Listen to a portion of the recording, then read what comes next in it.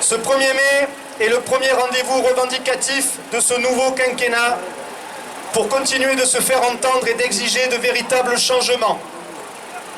3 manifestations sont organisées aujourd'hui dans le Var, à Draguignan, à Saint-Raphaël et donc ici à Toulon, pour les salaires, les pensions, la protection sociale, les emplois, les services publics, la paix et la justice sociale. Ce 1er mai est aussi l'occasion d'exprimer la nécessité de mesures fortes et immédiates pour éviter les conséquences dramatiques du dérèglement climatique pour les écosystèmes et les populations. Et cette question concerne, au tout premier chef, le monde du travail. Fidèles à notre tradition internationaliste, nous exprimons ici et maintenant notre solidarité avec le peuple ukrainien et tous les peuples victimes des guerres. Les réfugiés, d'où qu'ils viennent, doivent être accueillis dignement et sans discrimination. Les Russes et les Biélorusses qui expriment leur opposition à la guerre doivent être soutenus. Nous dénonçons l'agression de la Russie et militons pour la paix depuis toujours et avec détermination. Celle-ci passe par un retrait immédiat des troupes russes du sol ukrainien et par le retour à la diplomatie afin de dégager une solution respectueuse des droits des peuples et du droit international. Les crimes de guerre doivent être dénoncés et punis, quel que soit le pays où ils sont commis. En France, l'extrême droite a été battue dimanche dernier. C'est une bonne nouvelle pour la démocratie et pour nos libertés individuelles et collectives.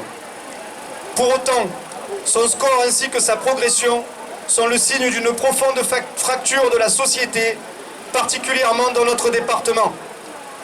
Et notre syndicalisme a une grande responsabilité dans la lutte contre les idées racistes et fascistes, contre l'imposture de l'extrême droite et la division du monde du travail. Ce sont les politiques libérales, leur captation de toutes les richesses produites et leur lot d'individualisation et de dégradation des conditions de vie qui favorisent cette progression, élection après élection. C'est aussi le rejet du bilan d'Emmanuel Macron, des politiques inégalitaires, liberticides et répressives qu'il a mises en œuvre durant 5 ans, qui ont poussé nombre d'électeurs et d'électrices à faire un tel choix. Le bilan de son premier mandat est catastrophique pour le monde du travail, les services publics, la jeunesse, les retraités, les droits sociaux et les solidarités. Les contre-réformes se sont multipliées.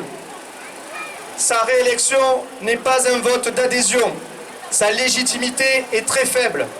Pourtant, il a promis de poursuivre de nouvelles attaques majeures. Son intention affirmée pendant la campagne de continuer sa politique de casse des solidarités en remettant en cause les retraites et les services publics, en liant l'obtention du RSA à du travail gratuit par exemple, sont inacceptables alors que les milliardaires en France ont accumulé 236 milliards supplémentaires lors de la pandémie.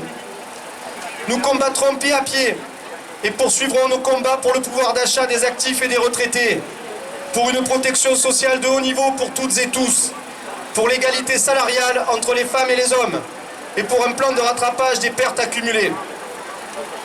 Chers amis, chers camarades, ne nous divisons pas, même si ces dernières semaines, les discussions ont parfois été vives sur les lieux de travail. Car nous autres, les syndicalistes, nous savons mieux que d'autres que l'unité est un combat permanent. Le premier des combats pour faire avancer les idées de progrès social dans notre pays et porter nos espoirs pour construire une société féministe, écologique et sociale, pour garantir les droits, pour réduire drastiquement les inégalités, pour améliorer les conditions de vie en redistribuant les richesses, pour respecter la dignité de toutes et tous.